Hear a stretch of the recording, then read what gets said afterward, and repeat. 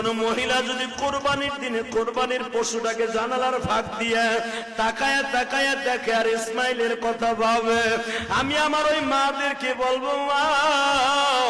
হাজেরা সন্তানদের সাজাইয়া স্বামীর হাতে জবাই দিতে দিছে,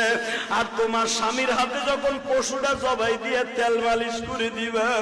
এই পশুটাই দিয়া বলবে, ও জাতির পিতা ইব্রাহিম, সুন্নাত আবিকুম ইব্রাহিম, তোমার সুন্নাত আদায় করতে যাই মহিলাই গরুটারে খৈল ভুসি খাওয়াইছে, এই মহিলা গরম পানি করে দিয়ে আদর করে দিছে, এই মহিলা দারোয়ানকে বলছে, গেটম্যানকে বলছে গরুটারে সুন্দর করে গোসল করা। মনে রাখো গো মা,